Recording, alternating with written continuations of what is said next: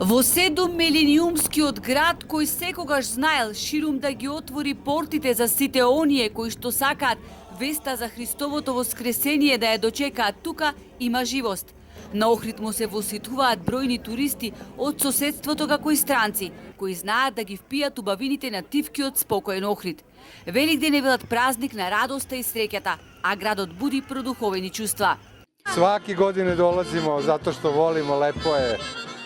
Секоја година доаѓаме за Великден, затоа што го сакаме Охрид. Се е убаво тука, има многу што да се види. Има манастири, езерски прошетки до Свети Наум, голтка вода од билјанините извори, луѓето се питоми. Со задоволство остануваме по 7 дена.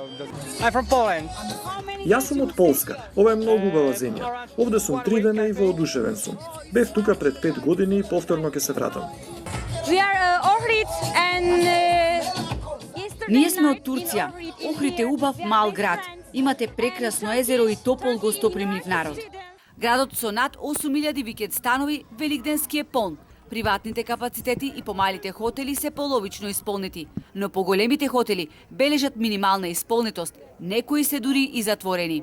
Одлучивме за великденските празници да не работиме, од причини што хотелите како капацитет се многу големи, за да покриеме трошоци ни требаат минимум 50 гости. Најавата беше за околу 30 гости, одлучивме и покрај тоа што имавме резервација да префалиме во друг хотел, од причини што така и намалуваме трошоци. Оваа година интересот за великденските празници е доста поголем со разлика од минатата година.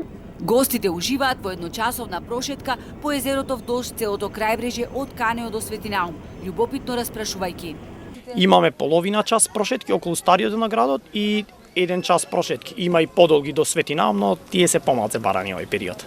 Годинава празнично и украсен градскиот парк и плоштадот со великденски јајца. Во украсувањето на садниците учествуваа и дечињата од градинките и основните училишта.